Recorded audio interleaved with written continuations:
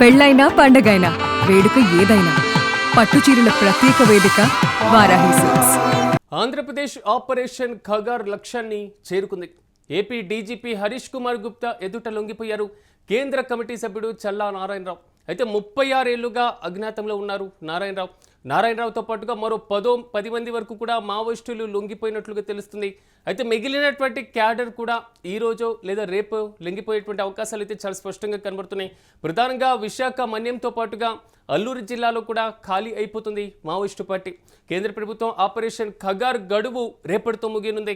ఈ నేపథ్యంలో పూర్తి స్థాయిలో మాత్రం మావోయిస్టుల లొంగుబాటు పరంపర కొనసాగుతుంది.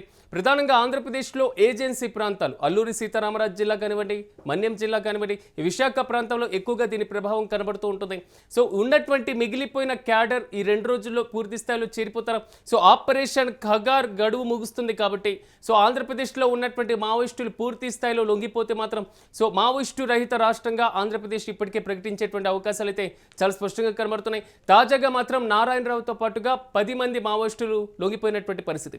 ఇదే అంశంపై మరింత సమాచారం మా ప్రతినిధి వెంకట్ అందిస్తారు. వెంకట్, చెప్పండి, నారాయణరావుతో పాటుగా 10 మంది మావోయిస్టుల లొంగుబాటుకు సంబంధించిన పూర్తి డీటెయిల్స్ ఏంటి?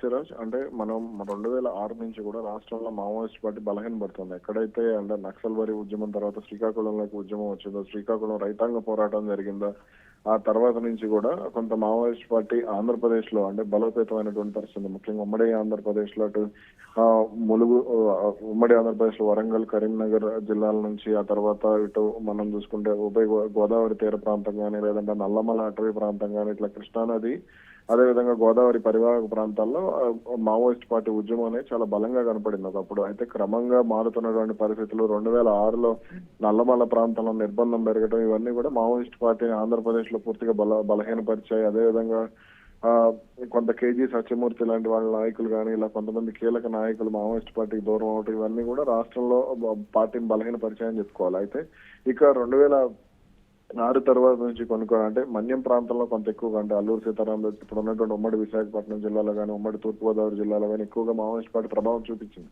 అయితే క్రమంగా బలహీనపడటం, ఆ తర్వాత నుంచి కూడా అటు పోలీసుల నిర్బంధం పెరిగిపోవడం, 2014లో జరిగినటువంటి రాష్ట్ర విభజన, ఇవన్నీ కూడా మావోయిస్ట్ పార్టీకి పెద్ద ఎదురు దెబ్బగానే చెప్పుకోవచ్చు. ఆ తర్వాత నుంచి కూడా మావోయిస్ట్ క్యాడర్ అనేది కేవలం మన్యం జిల్లాకి మాత్రమే, అంటే విశాఖపట్నం జిల్లాకి పరిమితం కావడం వల్ల కొంత ఇబ్బంది పడినటువంటి పరిస్థితి ఉంది. అయితే ఇప్పుడు ఆపరేషన్ ఖగార్ మొదలైన తర్వాత నుంచి కూడా రాష్ట్రంలో ఇటు మనం చూసుకుంటే ఉమ్మడి జిల్లాల్లో కానీ, ఇటు మామూలుగా నల్లమల ప్రాంతంలో అసలు లేకపోవడం, ఒకప్పుడు నల్లమల ప్రాంతంలో పార్టీ చక్రం తిప్పి ఉద్యమం నడిపించినటువంటి రాయలసీమ ప్రాంతంలో కానీ, ఇటు ప్రకాశం జిల్లా, గుంటూరు జిల్లా ప్రాంతాల్లో కానీ క్రమంగా బలహీన పడిపోవటం, అవన్నీ కూడా పార్టీ పెద్ద దెబ్బగా చెప్పుకోవచ్చు. ఇక తాజాగా కీలకమైనటువంటి కేంద్ర నరసింహారావు ఎవరైతే కేంద్ర కమిటీ సభ్యుడు, ఆయన కూడా లొంగిపోవడం అనేది మావోయిస్ట్ పార్టీకి ఇక కోలుకోలేని దెబ్బ. ఇక పార్టీ కోలుకునేటువంటి అవకాశం లేదు అనేది అయితే స్పష్టంగా చెప్పవచ్చు. ఇటీవల రాష్ట్రానికి చెందినటువంటి కీలక నాయకుడు బసవరాజు కూడా మరణించడం, అంటే పార్టీ ప్రధాన కార్యదర్శిగా ఉన్నటువంటి బసవరాజు కూడా ప్రాణాలు కోల్పోవడం, ఇవన్నీ కూడా ఇక రాష్ట్రంలో పార్టీ అంటే మావోయిస్టు రహిత రాష్ట్రంగానే ఆంధ్రప్రదేశ్ మనం చూడొచ్చు. వెంకట్, ఇంకా ఎంతమంది మావోయిస్టులు లొంగిపోకుండా ఇంకా అటవీ ప్రాంతాల్లో ఉన్నటువంటి పరిస్థితి, దానికి సంబంధించిన జాబితా ఏమైనా రిలీజ్ చేసేటువంటి పరిస్థితులు కనబడుతున్నాయి? 1-2 రోజులు వాటికి సంబంధించినటువంటి మానిటరింగ్ ఏమైనా?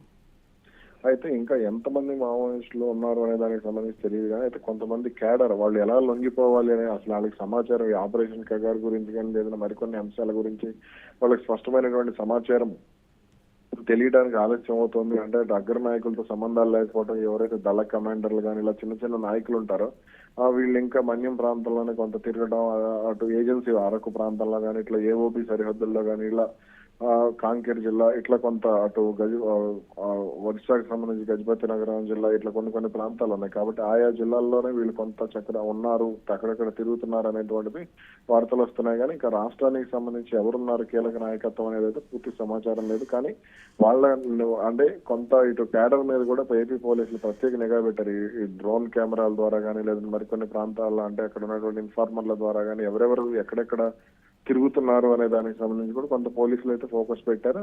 వాళ్ళ కదలికలను ఎప్పటికప్పుడు గమనిస్తూ వస్తున్నాయి నిఘా వర్గాలు. కాబట్టి మిగిలిన వాళ్ళు కూడా రాబోయే కొన్ని రోజుల్లో లొంగిపోయేటువంటి అవకాశం అయితే ఉంది.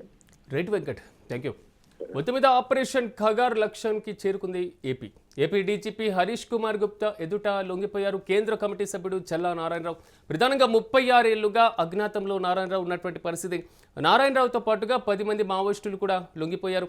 సో మిగిలినటువంటి క్యాడర్ కూడా ఈ రోజు లేదా రేపట్లో లొంగిపోయేటువంటి అవకాశాలు అయితే చాలా స్పష్టంగా కనబడుతున్నాయి. ప్రధానంగా విశాఖ మన్యంతో పాటుగా అల్లూరి జిల్లాలో కూడా ఖాళీ అయ్యేటువంటి పరిస్థితులు కనబడుతున్నాయి మావోయిస్టు పార్టీ.